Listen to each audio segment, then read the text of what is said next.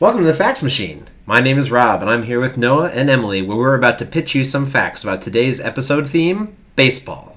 Baseball is timeless, and the historics might have you in hysterics. We hope to scoop up some of the most fascinating stories and traditions in America's favorite pastime and let them steal your hearts. Before we get started, just a reminder to pop over to our social media accounts on Instagram and Twitter at FactsMachinePod and on Facebook as Facts Machine Podcast.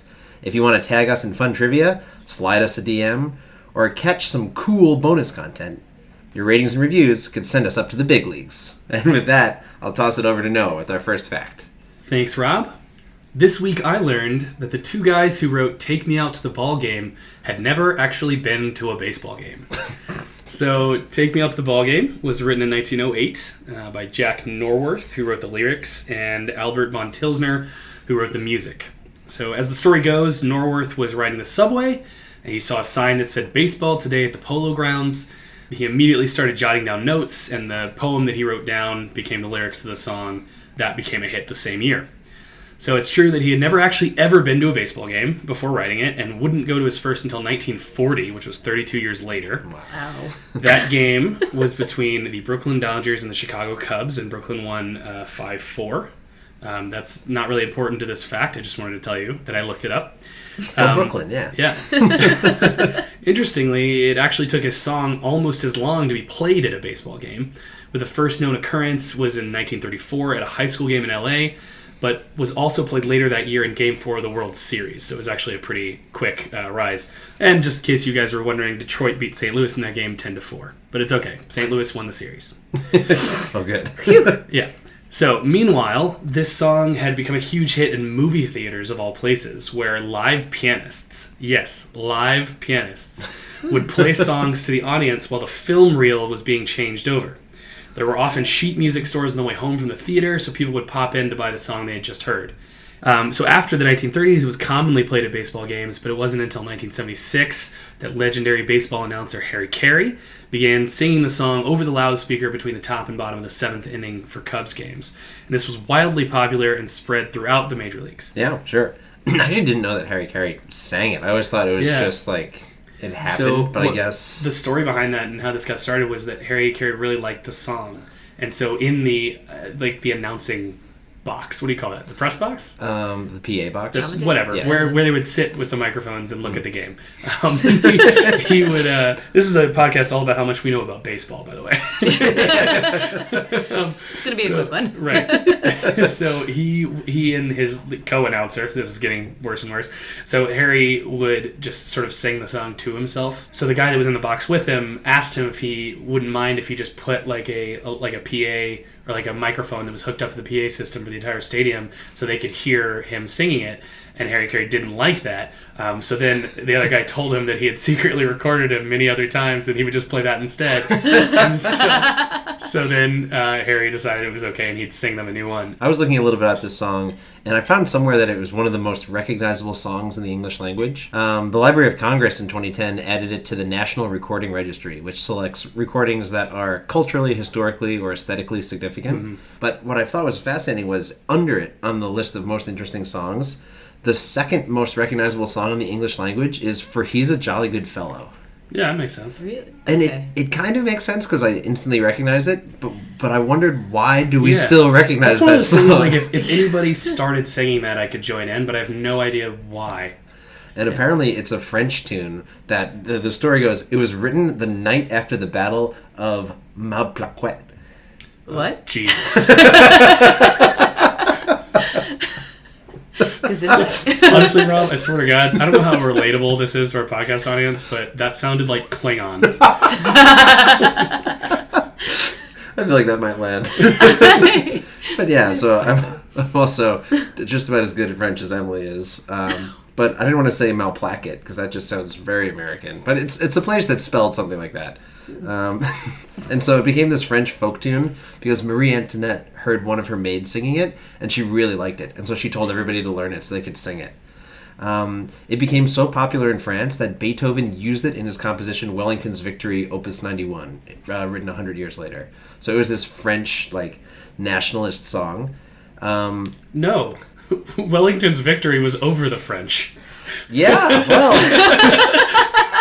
quite true. Wellington beat Napoleon. That was, yeah. Oh dear. Yeah, wow. That's a good, context is important.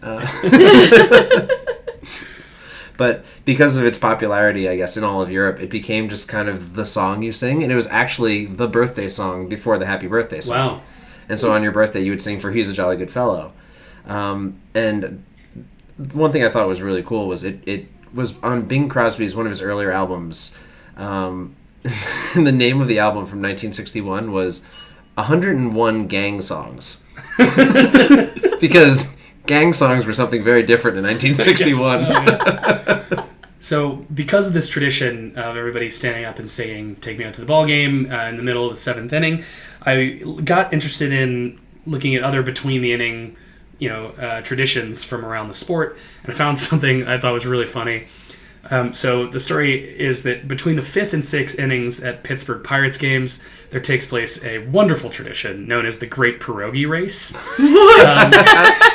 in which contestants, all wearing giant pierogi costumes, they compete in a foot race around the field. And they have names. These are characters that stay with it for a long time, even when the runners inside them change. They have names such as Jalapeno Hannah, Cheese Chester, Sauerkraut Saul, and of course, the hero of this story, Potato Pete. So it is, generally speaking, it's harmless fun, but sometimes some crazy things can happen, like one pierogi will trip another, that sort of thing. However, they also take the pierogies on the road when the Pirates play teams like the Washington Nationals, who have a number of mascots of their own that resemble different U.S. presidents. And that's where everything gets crazy, because the first time that the pierogies met the presidents in 2008, it did not go well. The Teddy Roosevelt mascot chased around the pierogies with a 4-foot-long aluminum knife. Aluminum foil knife, I should say. Slightly different. I mean, it's just saying, like, it was not, So a sword. Yeah. So the second time in 2009, Potato Pete knocked out Teddy Roosevelt with a flying tackle. And so the yearly meetings have continued and almost always result in gratuitous violence. And just one more connection is that Teddy Roosevelt was also president in 1908 when Take Me Out to the Ball Game was written. Oh, so a little connection there we to that go. story. Very nice. Yeah, I'm not super familiar with the presidential antics of the Nationals, but I'm pretty sure Teddy Roosevelt is the hero of their story. Yeah. And he always wins, and he usually cheats. So I had one other thing about inter-inning play. Because in the United States, we have the 7th inning stretch, and we sing and we get up and stand. In Koshien Stadium in Japan, the Hanshin Tigers have a very interesting tradition, which is during their 7th inning, the fans all inflate and release large, like almost 4-foot-long balloons. Wow. And thousands of them are like blown up and released into the air. And it's kind of funny to watch, but they're not like round balloons, and they're not balloon animals. They're these obscurely shaped, and many sports writers have commented, phallic-looking balloons. No. And they just all go flying around in the air, like during the 7th inning stretch. So I actually looked also at a baseball tradition that isn't necessarily intra-inning, but that is also related to Take Me Out to the Ball Game. So actually the consumption of Cracker Jacks as a baseball thing is actually a direct consequence of Take Me Out to the Ball Game and the fact that Cracker Jacks are in the lyrics of that song. So Cracker Jacks, which according to at least one snack expert who I read an interview with, may be considered the first American junk food, have actually been around since 1893 when brothers Frederick and Louis Ruckheim established a company to sell their popcorn peanut caramel concoction, which actually first debuted on their street cart in Chicago. So that's one of the part of this song that actually bothers me a little bit, because as the song goes, like, it goes, buy me some peanuts and Cracker Jacks, which I've always thought was a little weird because Cracker Jacks have peanuts in them. So it's really like, it's basically saying, buy me some peanuts and more peanuts. Like, what if you want your peanuts without popcorn and caramel? Well, why can't you just have the peanuts as part of the Cracker options. Jacks? Yeah, but buy me some Cracker Jacks. But yeah, Frederick and Louis Ruckheim, so they had nothing to do with Cracker Jacks being included in the lyrics of Take Me Out to the Ball Game, but they profited from it big time. And actually leaning into the association that their product came to have with baseball, from 1914 to 1915, Cracker Jack prizes included collectible baseball cards that featured the era's most popular players. And nowadays, a full set of cards from either year is valued at over $100,000. Wow. With the most valuable being, so listen up guys, if you have this, you can make a quick buck, a mint condition Christy Mathewson card.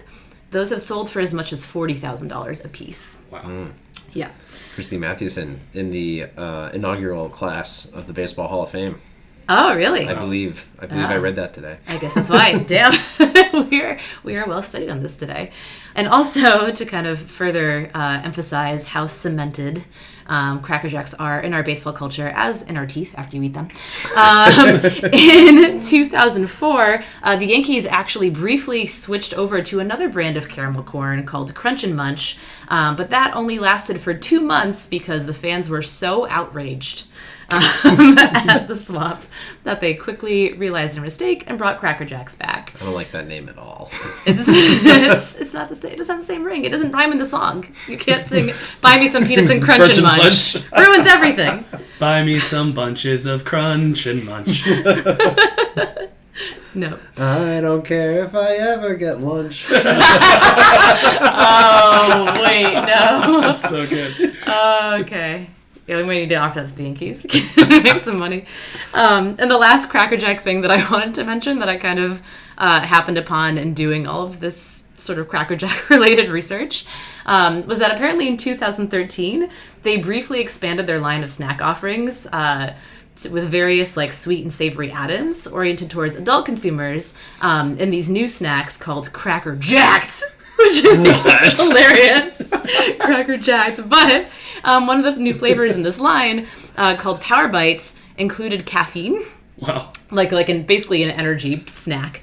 And this raised concerns because, people were like, oh, Cracker Jacks are usually kid food, and they might not know that they have caffeine for adults, and then you'll have all these kids tweaked out on caffeinated Cracker Jacks. You know why I don't care about that criticism at all? Is because, as you said before, Cracker Jacks were the first junk food. They're terrible for you, and we were like, yeah, totally fine giving them to kids then. Oh, yeah. That's true. Throw in some caffeine and it's game over. I mean, honestly, that's just the Four Loko formula. Like, Yeah. take something that kids have anyway and put a caffeine in it. There you go. So can I complain more about peanuts? Something tells you it doesn't matter what we say. It's just going to happen anyways. Complaining about peanuts is the new American tradition. Do you know, so Cracker Jacks, as you mentioned, are like intimately associated with baseball. But the other part of the song, Buy Me Some Peanuts, peanuts are especially associated with baseball. And according to the National Peanut Board, who have a website that is just bullshit. It's just all this stuff, this pro-peanut agenda. I mean, it is like they have endless articles just about how great peanuts are and how important they are to like the American life. And I read through so many of them, and they're just like, there's this one about how brewers are putting in basically making peanut flavored beer, and it's like, well, people think that the peanuts are there just to like increase your thirst, but that's not really the case. I'm like, yes, it is. But they say that really the peanuts taste helps cut some of the bitterness of the beer, and like maybe, but that's not why. And but the thing that's frustrating me the most about this is that I read so many articles on the National Peanut Board website, and I know that I'm like the only person other than Jimmy Carter who gives a shit what they put on their website. And I read so much of it, but I did get one piece of useful information from them, which is that the first time that peanuts were ever sold at a baseball game, at least in large quantities, was there was this guy whose job it was to sell ad space on the scoreboard. And a peanut company said they wanted to buy some ad space, so he put it up there, but they only paid him in peanuts. And because he was like, I don't know what I'm going to do with all these peanuts, he sold them at the stadium. And that started that tradition. They literally paid him peanuts. And what I'm wondering is that where the expression comes from? That could be. That kind of contradicts the expression though, because usually you think, oh, like I got peanuts, that means nothing. But if he was flipping them for a decent salary, that was him making the best of a terrible situation. Like nobody has a business and is like, oh, totally fine, I'll just accept in lieu of actual payment just like a bunch of peanuts. True. Well, when life gives you peanuts. Sell them to other people in the stadium. And they'll all shell out.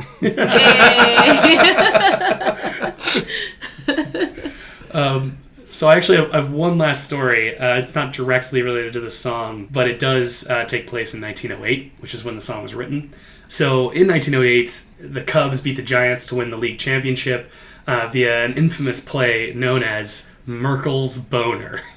What? Yes, okay, this is like a famous incident in like the early days of baseball. So I'm going to tell you the story of Merkel's Boner, okay? So in 1908... If you're a child listener, you may want to step away from the podcast. It's not what you think. It is cringeworthy, but not for that reason. So in 1908, Giants rookie Fred Merkel, who was then 19 years old, making him the youngest player in the National League. He had only played in 38 games all season, all of them as a sub and a backup for the first baseman.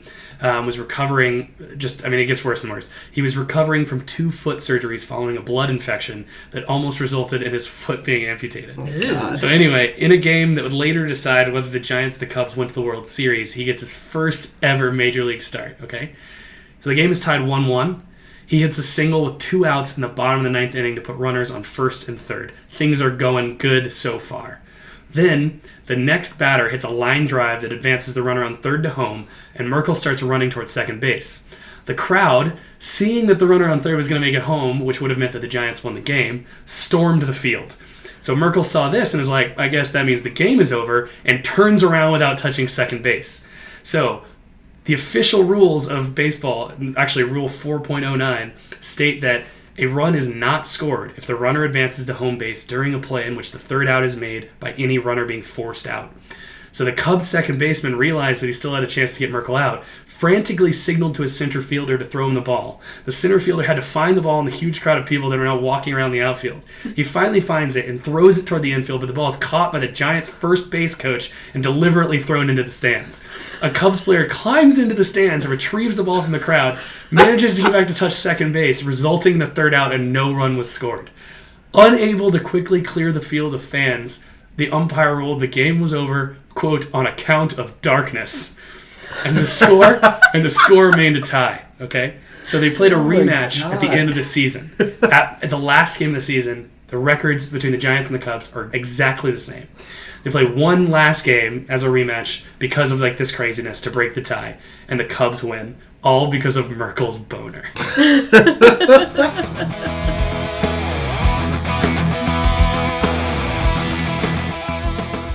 All right, thanks, Noah. Emily, you're up next.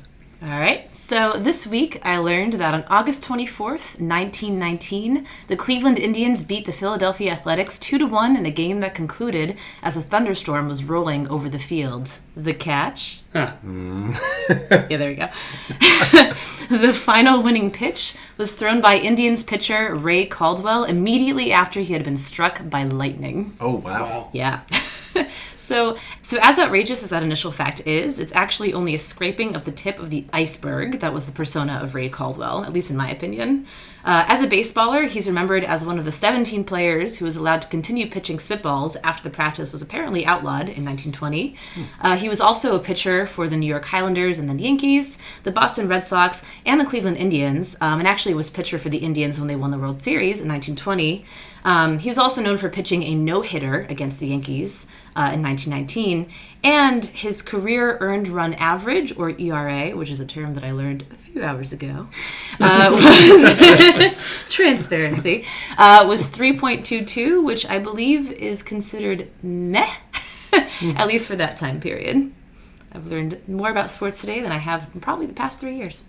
But beyond his baseball record, he is known for having a lifestyle that an obituary referred to as, in quotes, legendary. Wow.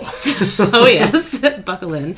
So his career as a pitcher for the Highlanders and the Yankees began in 1910. And as a sportsman, he made a name for himself for being capable at pitching a couple of different fancy pitches and also being decent at bat. However, these abilities were, at least in the view of commentators at the time, and also according to commentators since, hampered by his tendencies towards partying, womanizing, and general debauchery, which Yankees manager Frank Chance referred to as his Broadway training. And these habits resulted in him frequently breaking curfew and missing practices, and occasionally disappearing on cross-country benders in the middle of seasons. To add to his most interesting man in the world Dos Equis-esque reputation, he at one point was supposedly attending rehab in St. Louis, though he actually might have been off playing for a team in Panama under an assumed name instead. Wow. I didn't really find a clear answer to this, but apparently I saw some accounts of newspapers at the time speculating on his apparent disappearance from the roster and noting that there was a rising talent named Collins on the Panama team who bore a striking resemblance. What year was that? It was 1916. So post, they just built a canal and they're like, let's make a baseball team. I mean, you know what else we need? You gotta admit, one of those is harder than the other. Yeah, baseball is tough. Fair enough. That was the amazing thing is that about that particular story where he was on the Yankees and he's just his drinking's out of control, and then one day he just doesn't show up. And the Yankees manager is fed up, and he gave him a fine and suspended him for 2 weeks. But he never came back until next season for spring training. He showed up 2 weeks late to spring training or something, and they let him back on the team. And nobody ever really found out for sure where he was for 7 months. Yeah, that is so incredible. That was the period of this rehab versus Panama. Yeah. Exactly. Wow. And also, during one of his rowdier evening escapades after a victory in St. Louis, he actually got arrested and charged with grand larceny for stealing a diamond ring from a socialite. Wow. So, to recap, Ray Caldwell was a pro baseballer by day and a notorious ladies' man, bon vivant, possible international man of mystery, given his hypothesized Panamanian alter ego, and a jewel thief by night. All that being said, when Ray wasn't falling to the wayside, as his managers and the newspapers at the time euphemistically put it, he was actually a pretty talented pitcher. And it's for this reason that after being traded from the Yankees to the Red Sox and only spending a year-long stint in Boston, Cleveland Indians manager Tris Speaker opted to sign him in 1919 under a highly unusual contract. So, demonstrating some pretty masterful reverse psychology, Speaker included the following clause in the contract. After each game he pitches, Ray Caldwell must get drunk. He is not to report to the clubhouse the next day. The second day, he is to report to Manager Speaker and run around the ballpark as many times as Manager Speaker stipulates. The third day, he is to pitch batting practice, and the fourth day, he is to pitch in a championship game. Wow. Yeah. So, surprisingly enough, this approach of instituting a pitch, party, practice, repeat routine was extremely effective. Wow. The 6 games that he played in the 1919 season earned him a 1.71 ERA, which is good. And included the aforementioned no-hitter game and his electrifying, or I guess more accurately, electrified, performance against the Philadelphia Athletics on August 24th. That career-defining and legacy-defining pitch took place at the top of the 9th, Indians leading 2-1 with 1 out left in the inning. Caldwell was at the mound readying his pitch when, as witnesses described it, there was a blinding flash that seemed to set the diamond on fire, and Caldwell was knocked flat from the shock of it. Players and spectators watched first in horrified and then shocked amazement. Shocked. That wasn't even intentional. That was a freebie. That was a freebie. When Caldwell, recovering from his unconsciousness, stood up, dusted himself off, glanced around a bit to make sure that all of his limbs were intact, good, and pitched the final out that closed out the inning. Wow. In describing his experience of a catastrophic freak accident that would kill most people, Ray Caldwell, presumably while wearing some sick shades, said, "It felt just like somebody came up with a board and hit me on the top of the head and knocked me down." For sure. So in my mind, it's only natural that Ray Caldwell, who already beat some serious odds in even being signed to the Indians given his reputation for partying hard and not really showing up, he wouldn't let some wayward lightning interrupt the streak that began his career renaissance and his chance to go down in history as a total badass. I mean, it's very impressive. It is, as you mentioned, amazing that he survived, but that he got up and then finished the game. And Yeah. something amazing about that is, like, you also mentioned he threw a no-hitter, like, really soon after that same season. And then the next season he went 20-10 and helped the Indians to a World Series. Like, I think that's pretty good. he might have gained like a superpower. so maybe there's something to it. I don't know. In terms of people, specifically athletes who were struck by lightning, are you familiar with Apollodorus? No. And so most of the things in this episode I feel like are old stories. This is probably the oldest one. Apollodorus was an ancient Macedonian runner. Oh. We're going way back now. Oh yeah, this is OG. Original Greek. But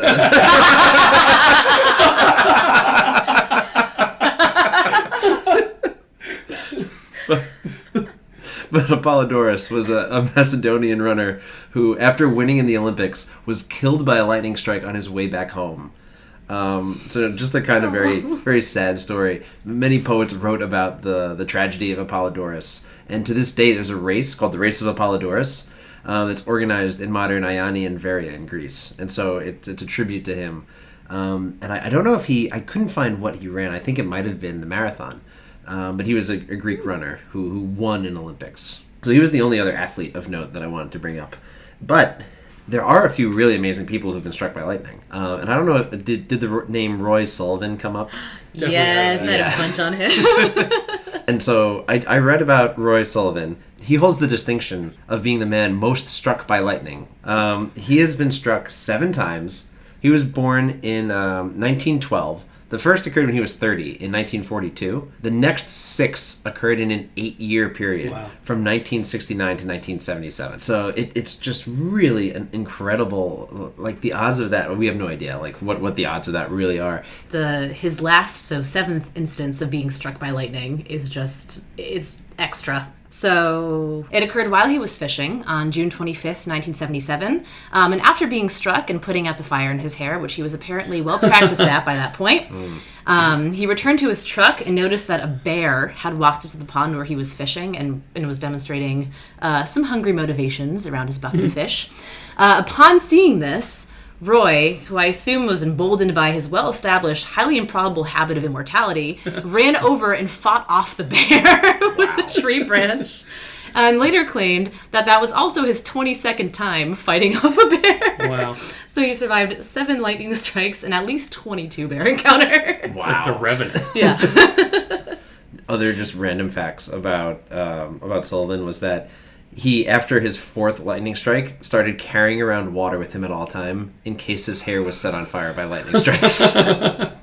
He embraced it by wearing a hat that had a lightning burn mark on it at all times, his ranger hat with like a charred top. Oh, man. Later in life, he reported that clouds were following him, that he knew the cloud was coming for him right before he was struck. And there are 2 instances. One was from 1973. He was out on patrol. He saw a storm cloud forming, and he drove away quickly. But the cloud, he said, seemed to follow him. And when he thought he had outrun it, he decided it was safe to leave his truck. He was struck by lightning. No, that's exactly the opposite of what you want to do, because the safest place, or at least if you're caught outside, you want to get into a car that has like a hard top.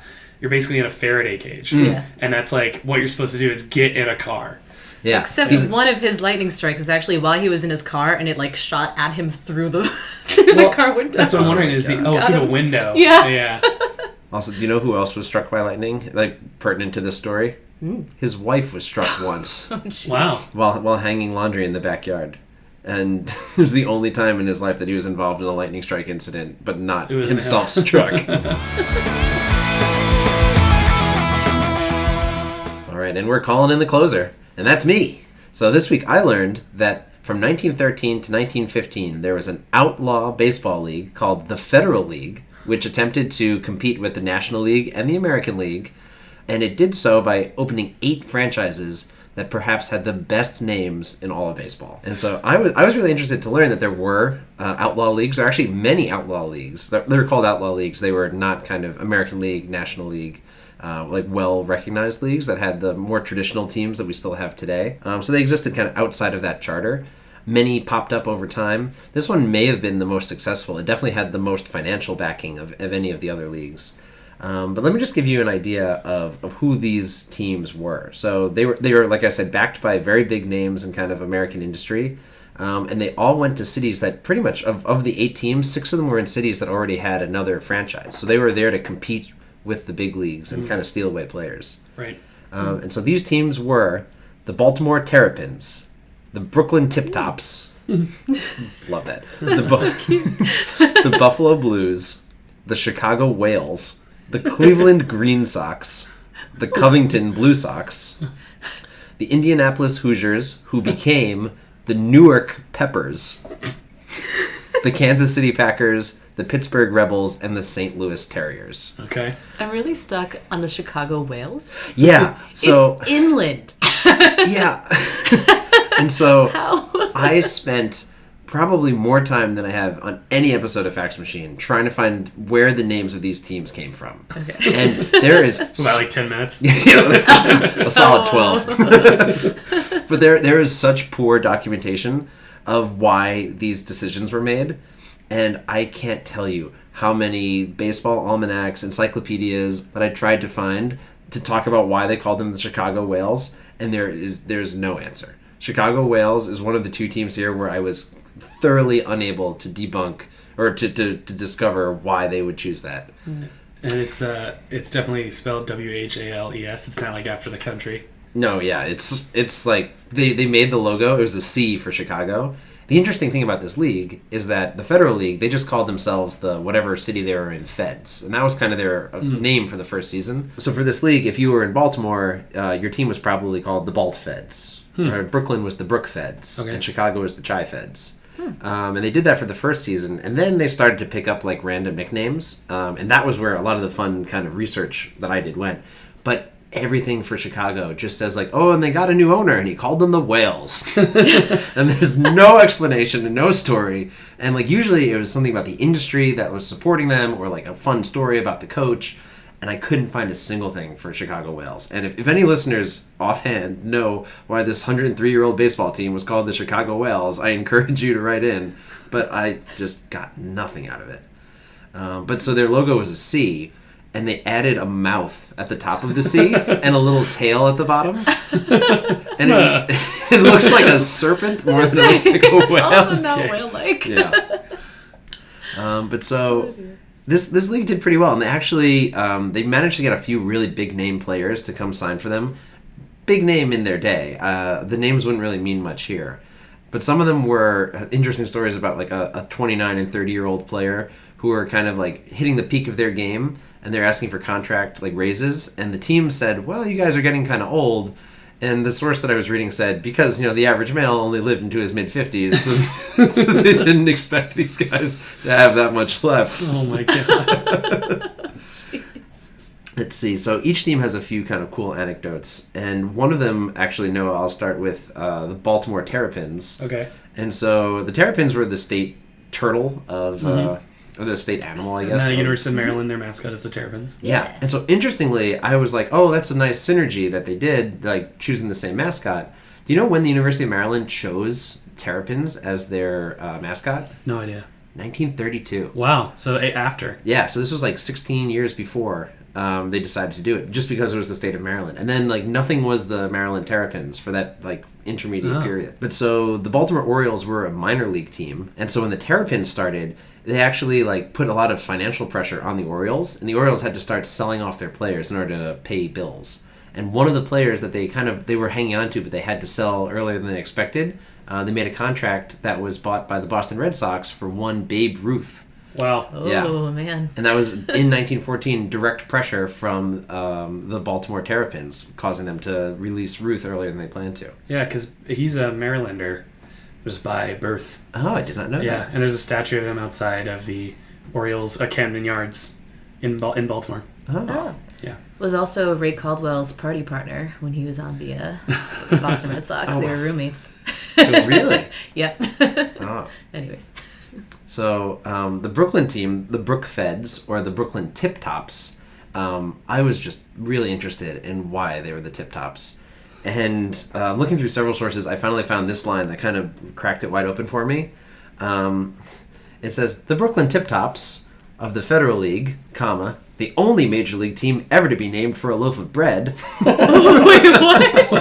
Somehow that explains a lot and explains nothing at the same time. Well, now we know why they're named that. We have no idea what they're named after. So, a loaf of bread. That was all I needed. So there is Tip Top Bakeries, which is a Australian bakery founded in 1940 that's worldwide. I thought at first it was that somehow. It is not. It refers to Ward's Bakery, which was open in Brooklyn. So the Wards were the family that backed the original Brooklyn Tip Tops team. And what they did was they had made loaves of bread, and Tip Top was like their brand of bread. And so Brooklyn became the Tip Tops, and they played in Washington Park, an area in Park Slope in Brooklyn.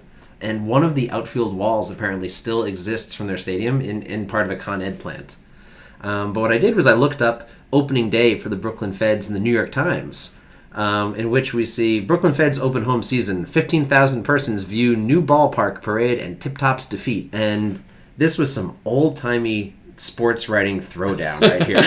And so I invite you to a quick reading from the New York Times. The Federal League, which has been threatening to locate in Brooklyn at its own peril for some time, burst into public view at Washington Park yesterday. The youngster seems to be doing very well, thank you. The Brooklyn Tip Tops. I was waiting for the old-timey voice. Yep. Like, Rob, this is your time to shine. It's going to come out throughout this whole reading. The Brooklyn Tip Tops played Pittsburgh, and the Tip Tops lost their opening game by a score of 2-0. Flossy opening ceremonies were served at the ball game, and a good time was had by all. That makes about the 16th opening they've had in Brooklyn this season, which I think is short for 16th. Oh my god. Baseball seems to be growing. They have planted baseball parks in all the empty lots now, and the next thing you know, some bright Mike will come along and open a morning league. Some bright Mike. But needless to say, the Tip Tops made their mark in Washington Park and then were gone after about a year and a half. What was amazing, though, was that the Tip Tops were the second team, not in New York City, in Brooklyn. Because the Brooklyn Dodgers were already there, right. And Manhattan had two teams. So there were four teams in the same city, and another Federal League team, the Newark Peppers, wanted to be the Manhattan Peppers, but basically Manhattan baseball wouldn't let them in, so they settled in Newark. They couldn't take the heat. And the Newark Peppers also had just a really fun kind of run of stories where they came from. They were, they were coached by a man whose name was Whoa Bill Phillips. Spelling, please? Well, his name was William Phillips, but he was William Whoa Bill Phillips. He's like WHOA. Whoa. WHOA. Amazing. That's so weird. Just and so they they were the only major league team for baseball ever to play in Jersey. And they, so I had spent a long time figuring out what Peppers were and why they were the Peppers. And I actually got to the bottom of it. Peppers, some baseball players, like high school and college players, may have played a game in warm-ups where three players line up and they slow pitch a ball to a batter, and the batter will slow hit it back. And the idea is to ground it back to the batters. So it's a warm-up drill and like conditioning exercise. But it's not very common anymore, but it was apparently like the thing to do, like in old-time baseball.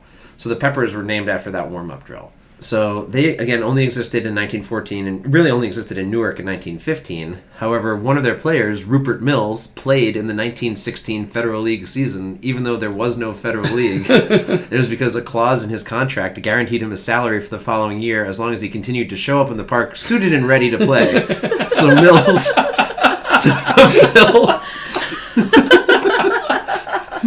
to fulfill his contractual obligation, he came to an empty park each day, performed a physical workout, and wore his uniform. That's incredible. And so every other team has like some kind of amazing story about where it came from and why their name was what it was. But those were hands down the best. But the longest probably standing remnant of the Federal League is actually still standing. And so it was the Chicago Whales, who were owned by a guy named Wiegman. And Wiegman owned a series of restaurants in Chicago and in the Midwest, who after a couple of years, when the league folded, he combined his team with the Cubs and made one franchise. And he used to own the Cubs and their park, Wiegman Field. But when his restaurant chain went bankrupt in 1918, he had to sell the team and the park to another big Chicago company, the gum maker Wrigley. Oh. And so Wrigley Field stands to this day, and it is an original Federal League team field. Wow. That's cool. Yeah. So inspired by your fact, I looked into other unusual sports leagues and found one that just is kind of like, I basically just have it here as a list of funny names, but the other one, oh man, there's a lot there. So the first one, the Philippine Basketball Association. So they're notable in that the teams are owned by and also serve as a marketing front for various corporations. And throughout the years, that's resulted in team names, my favorites, including the Pepsi Hot Shots, the Burger King Whoppers, Talk and Text Phone Pals, and my favorite, Pure Foods Tender Juicy Giants. Oh my God. Go Juicy Giants! So, my other... Wait, so who owns that team? Tender? I think it was a hot dog company. So it's Pure Foods / Tinder Juicy Giants? No, not Tinder, Tender. So that's Like, the love Tender me Juicy tender. Giants. Oh, that's equally gross. Yeah. So, like, I don't know if that's better or worse. I think Juicy Giants is like a subclass on Tinder. You have Seeking Juicy Giants. It's like a classified ad. Like, well-endowed podcast host seeking Juicy Giants. Yes, Rob, I have read your emails. I'm glad someone's seen it. Oh, man. But my favorite unusual sports league that I found, all around, due to their dedication to some core fax machine values of creativity, friendly competition, and unabashedly ridiculous punnery, is the USL-MRA, an organization that refers to itself as the Sod Slingers of America, and an acronym short for the United States Lawnmower Racing Association. That's awesome. Lawnmower racing? Lawnmower Racing. That's fantastic. Yeah. So it was founded on April Fool's Day, 1992. It's definitely real though, right? It's absolutely real. Oh, wow. Oh, it is so real. I have a Buckle sort up. of tack on to this story I want to hear, but I might have insider knowledge. Oh my god, I'm so excited. Okay. So, founded in April Fool's Day, competitors actually modify lawnmowers to, for obvious reasons, remove the blades, but also increase their speed. And at their fastest, these mowers can actually reach up to 60 miles an hour on the racing track. So basically it looks like just normal car racing, but lawnmowers. And I learned a bunch about this organization from perusing their website, which, if you want to check it out, and I highly recommend you do, is letsmow.com. Which, also mentioned on their website, in 1998 won 2 superlatives by Yahoo, both best of the web and worst of the web. I'm not sure how that happens, but Wow. they won them both. But the best part of the website by far is their Hall of Fame page. So association founder and president Bruce Kaufman, better known by the self-designated moniker of Mr. Know-It-All, says about their Hall of Fame, now lawnmower racing takes its rightful place among such noble American pastimes as baseball, country music, motorcycle racing, pinball, juggling, trivia, and quilting, with a place to honor ingenuity and motivation. So, some of the Hall of Fame's honorable inductees include USL MRA members with various positions within the organization, and more importantly, various amazing nicknames. To list a few, Sir Lonzelot, Mr. Mo Jangles, and the Turfinator. How much money do they get if they win a race? Oh, I don't know, but I don't think they win money. Right. From what I vaguely remember seeing. That's probably for the best though, because mo money, mo problems. Yes! Fantastic. And one winner that I want to highlight, or one Hall of Famer, is Racing Ray Rocks of Lake Zurich, Illinois. So he was identified as the first member of the USL MRA and also recurrent champion of the races with his mower Sodzilla. But in his profile in the Hall of Fame, he describes his passion for the league in a quote that I think perfectly sums up the spirit of the USL MRA. I like lawnmower racing because it's fun and affordable. Come to think of it, I like anything that's fun and affordable, which is why I gave up my marriage, but I'm still racing lawnmowers. So, moving back to baseball, unfortunately. Can I before we do that? Sure, yeah. In 1997, Kmart sponsored with a lawnmower racing to do kids race against drugs. where it offered kids of a certain age the chance to race lawnmowers in a closed-circuit course, all under the guise of somehow fighting drugs. And so, you know who participated in this? Two thumbs at this podcast host. And so I was like, I'm the Long Island, 10-year-old circuit level lawnmower racing obstacle course finalist. And I have somewhere at home the hat and t-shirt from Kids Race Against Drugs. And I'd completely forgotten about this, until this moment. But at the end of the year, there was a final in Orlando, Florida, where the winning child with the fastest time on the course received a $10,000 college scholarship that matured on their 18th birthday. Wow. Yeah. And it was in partnership with Dare, Campbell Soup, Frito-Lay, and a bunch of other sponsors. But I remember just going to my Kmart, and there were just bales of hay in the entire parking lot, and you had to drive with an adult on the back, making sure you didn't somehow die. You had to drive this huge John Deere lawnmower through this obstacle course in a parking lot. How'd you do? Well enough. I did not advance. Did you outrace the drugs is the important question. Probably would have done better if you weren't high. Yeah. Just say no, Rob. So if I can, I would like to steer us back to baseball. So you mentioned that the Federal League in 1914, challenged the American and National League. But it wasn't that long before that the American League was founded and challenged the National League. So this comes from the fact that in 1914, the legendary second baseman Napoleon Lajoie became the third player ever to reach 3,000 hits, which is pretty cool. And I find Lajoie really interesting because for 11 years, from 1902 to 1913, he played for the Cleveland Naps, a Major League Baseball team that was named after himself. Okay? And the story about this is really, really interesting and touches on a lot of different things. So basically in 1901, he was one of the very first superstar players to defect from the National League to the then newly formed American League. He was on the National League's Philadelphia Phillies. He felt underappreciated and underpaid, so he was sort of poached by the American League Philadelphia Athletics, so he moved across town. However, there was an acrimonious legal dispute between the National League and the American League over players leaving their contracts with NL teams and moving to AL teams. And around that time, it ended up being ruled against the American League, and the Phillies obtained an injunction barring Lajoie from playing for any other team other than the Phillies. However, around that time also, a lawyer discovered that the injunction was only enforceable in the state of Pennsylvania. So Lajoie moved to the Cleveland Broncos, which due to his stardom was promptly renamed the Cleveland Napoleons by a poll of fans. Since Lajoie couldn't play in Pennsylvania without being subpoenaed, while the rest of the team named after him went there to play against the Philadelphia Athletics, he went to Atlantic City to pass the time and joined up with them after the game. He's their star player, can't play anywhere in Pennsylvania, so he would just go to Atlantic City while they played in Philadelphia. And that's not even the craziest thing, actually.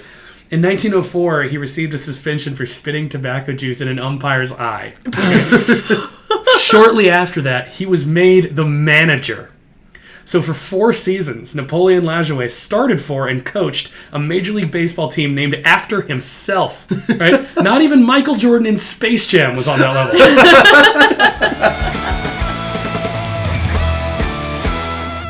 All right, we're in the bottom of the 9th, and all we have left is our quiz. You guys ready? Let's do it. Okay, so I've assembled a quiz. It was hard to make one that was particularly baseball-y, so I'd say that this is a baseball quiz that is mostly about old-timey things. Okay. Oh, great. And so it'll have that good old-timey feel. But let's see how it goes. So question number 1. What product, named after a young girl and not a grown man, was airdropped in the thousands on the city of Pittsburgh in 1923, each with its own tiny parachute as a promotional stunt? Well, it's not Heinz. It's associated with Pittsburgh. It's not Heinz. Pittsburgh is somewhat random in why they chose this city first for the promotional stunt. They later did it on 40 subsequent cities as part of a 1920s Blitz campaign to increase the consumption of this product. I don't know. And I'll remind you that this is still a baseball-adjacent quiz. So if you're thinking about grown men, you might think about baseball players. Oh, they're Babe Ruth's. Candy. Yeah, so Baby Ruths. Oh, so Baby Ruth's. Okay. Yeah. Mm-hmm. That's right. Yeah, and so the makers of the Baby Ruth candy bar, even though it was produced in the 19-teens and early 20s, right when Babe Ruth was kind of at his peak, They claimed that it was named after Grover Cleveland's daughter Ruth. Wow. Baby Ruth. Yeah. America called her Baby Ruth. Even though she was an adult, or she was not really like a young girl in the 19 teens and 20s, and that was kind of a weird thing to call your candy bar. So many people think it was just a way around paying him any kind of royalties for using his name. So people would assume that. Okay. Yeah. That's funny. But yeah, so Baby Ruth candy bars. Question number 2. Which of these was a rule in early baseball that is no longer a rule today?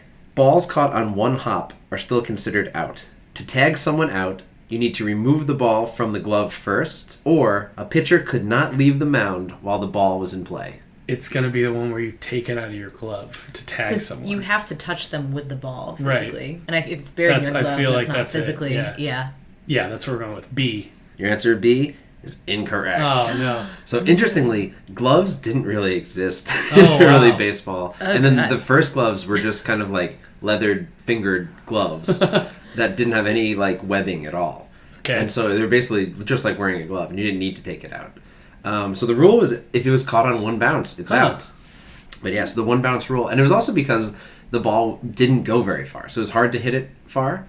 And so to give the defending team a chance, basically, like there was no way you were going to get pop flies with like a soft ball like that. Question number 3. The Baseball Hall of Fame, erected in Cooperstown, New York, was made to commemorate what anniversary of baseball? So you have to know kind of 2 things. One is when it was there, and then how much earlier than that baseball had started. Oh, well. Is there any way to get it without knowing either of those things? Potentially. Baseball started in the 1800s. Mm-hmm. I think, I don't know why, and I feel like this is just silly, is that Cooperstown, the Hall of Fame, was founded in 1925. Okay. So, like, Go with it. I'm going to say the 100th anniversary. What do you think? 100. 1825? Because that. Well, I don't know that it was 1925. Right, we don't need to say the year, just the anniversary. Just the anniversary, yeah. Sure. Sounds good. It was the 100th anniversary. Nice! And you're not far off either. Oh, wow. So baseball... That's so weird. Damn. Baseball, I don't know that. the creation of baseball was credited to Abner Doubleday, who somewhere between 1835 and 1838 seemed to establish the game. And so in 1935, Cooperstown Baseball Hall of Fame Museum was opened, and it commemorated the 100th anniversary of baseball. Wow. All right, question number 4. Why are the Los Angeles Dodgers called Dodgers? Or what are they dodging? Baseballs?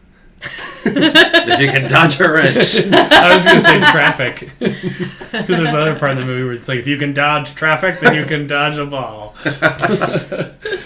What's interesting is one of the things we just said is closer than the other. The traffic part. Yeah. Okay. Okay. Is it subway trains? No, but only because of the time period. I bet it's Streetcars? I was gonna say it's horse-drawn carriages or something. It's actually streetcars. Oh, okay, great. Okay. Yeah. And so dodging the trolleys of Brooklyn was what New Yorkers were called Dodgers, because they could cross the street and kind of dodge out of the way of all the oncoming trolley cars. Cool. And so the Brooklyn Dodgers was their kind of eponym here.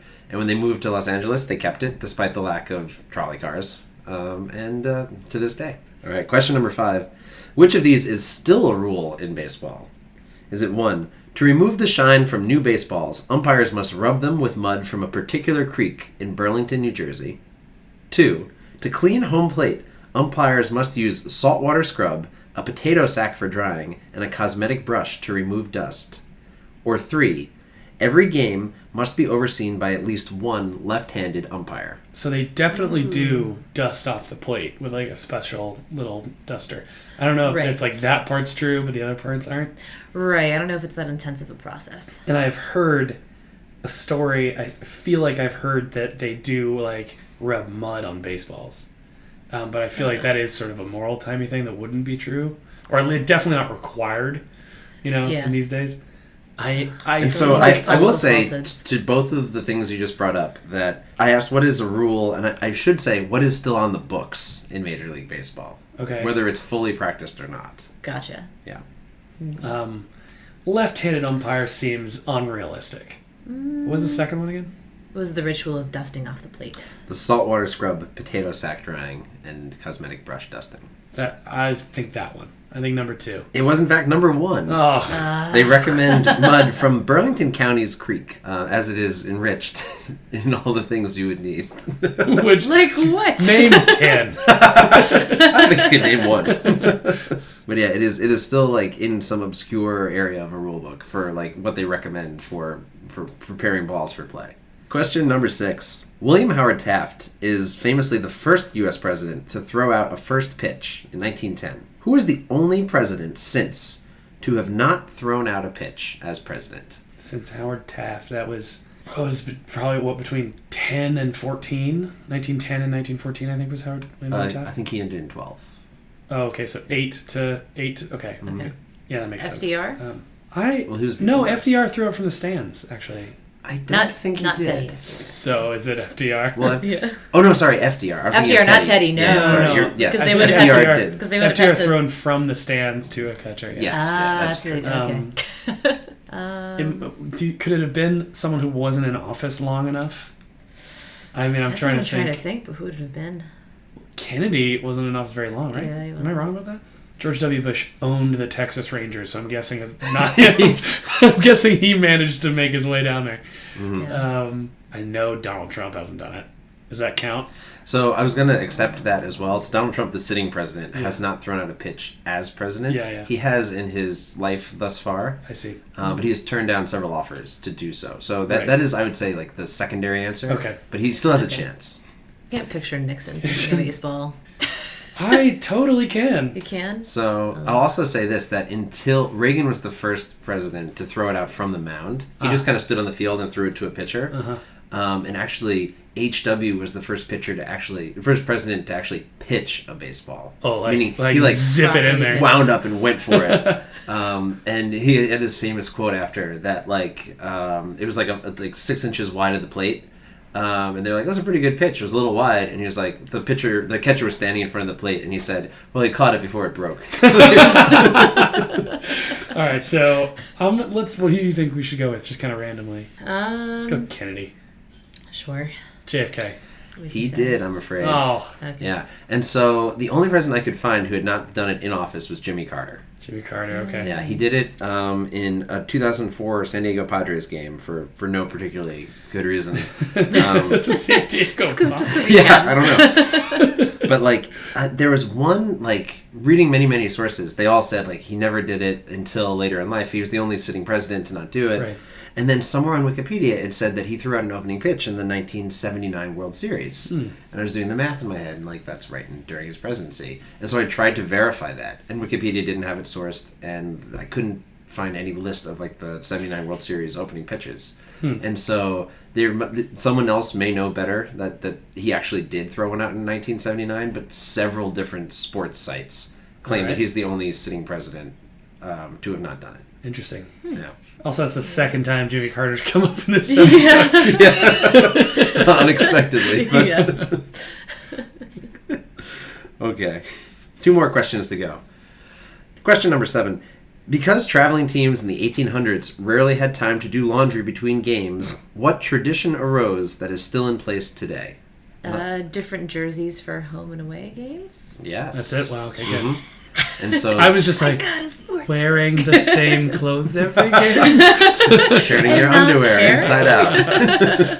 So it's a tradition, actually, in many sports that the home team wears a light color and the visiting team wears a dark color. And this arose from in 1800s, baseball teams would play 4, 5, 6 road games in a row and not have a chance to wash them. So the darker colors hid the dirt much better. Oh, okay. That makes I was sense. wondering because, you just wear the away jersey. That doesn't mean that it's clean. No. It's not like you go on the road alternate between home and away. So that makes sense. Okay. Yeah, they felt it looked better. I see. They were usually grays, actually. So Okay. dark jerseys hadn't really arisen yet.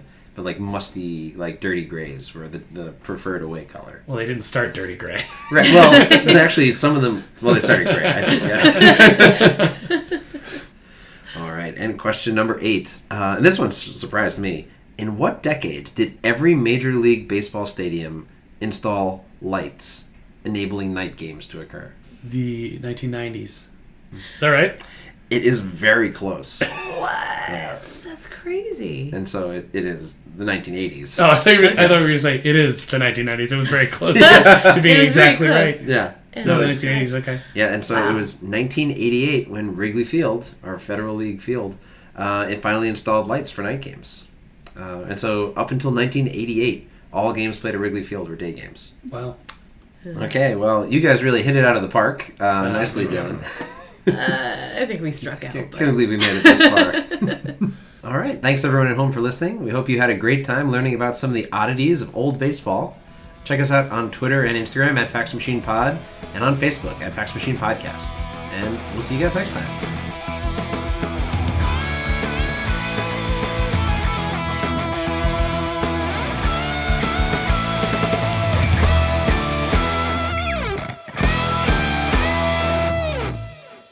As outrageous as that initial fact is, it's actually only a scraping of the tip of the iceberg that was the persona of Ray Caldwell. Don't say scraping of the tip. I really don't like that. Someone's still stuck on Merkel's boner. Damn it.